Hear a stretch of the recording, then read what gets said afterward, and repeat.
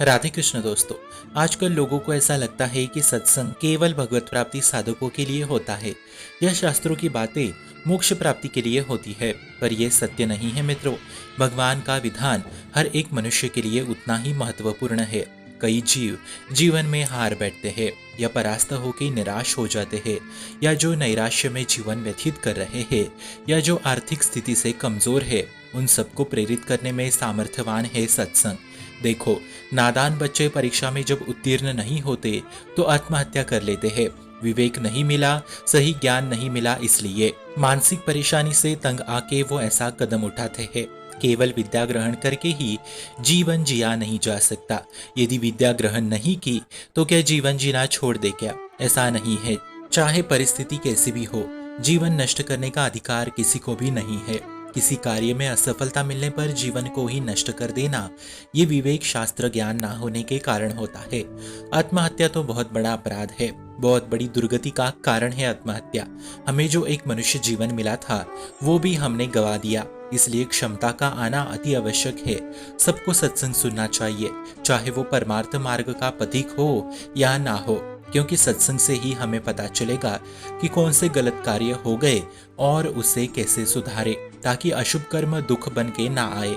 इसलिए समाज में जीने के लिए भी सत्संग की आवश्यकता होती है। आसुरी बुद्धि का नाश करने के लिए सत्संग समर्थ है। ऐसे जीवन में हजारों उदाहरण मिलेंगे जो आत्महत्या अज्ञान के कारण कर लेते हैं। किसान का कर्जा ज्यादा हो गया इसलिए वो आत्महत्या करता है, तो कहीं व्यापारी का व्यापार नहीं चल रहा इसलिए वो आत्महत्या करता है, तो एक प्रेमी को प्रेम नहीं मिला इसके चलते वो आत्महत्या कर लेता है। अपने आप को खत्म करना ये भारी मूर्खता है। प्रभु हर एक शास्त्र में सभी जीवों के लिए उपदेश कर रहे हैं। एकमात्र राक्षसी प्रवृत्ति के कारण हम वो स्वयं को नष्ट करते हैं और प्रभु का विधान टाल देते हैं। ये केवल वैरागी विरक्तों संतों साधकों के लिए प्रवचन होता है, ऐसी बात नहीं है। ये सत्संग ऐसा आपको बना देगा कि आप समाज में रहते हुए भी बड़े आनंद पूर्वक जीवन व्यतीत कर सकते हैं। जहाँ कोई हारता है तो वहाँ वो निराशा साथ ले आता है, पर उसे ये नहीं पता कि हारना भी जीत का एक संकेत है। जब हार जाए तो पुनः प्रयास करके कहाँ चूक हो गई वो सुधार में लाके पुनः प्रयास करते रहे, ना कि शरीर को नष्ट करे। हर परिस्थिति हमारे कर्म के अनुसार रची गई है मित्रों। उस कर्म को हमें संभालना ही होगा, उसमें बहके स्वयं को नष्ट नहीं करना चाहिए। तभी प्रभु गीता में कह रहे हैं, तत्व युद्धायु युज्यस्व। तुम अपने कर्तव्य कर्म करने के लिए कमर कस के खड़े हो जाओ, उत्साह संपन्न बनो, तुम्हें बिल्कुल पाप नहीं लगेगा। नैवम पापो मोवाक्षसी। बस तुम एक काम करो, हार जीत में समान भाव लाओ।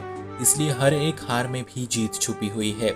इस बार व्यापार कमजोर है, इस बार परीक्षा में पास नहीं हो पाए, इस बार कृषि में सफलता नहीं आई, ऐसे कुछ भी कहीं भी कैसे भी हार आए, पर निराश ना होना। रात है तो दिन आएगा, आप धैर्य रखें। प्रकाश होगा, अंधकार में निरंतरता नहीं होगी।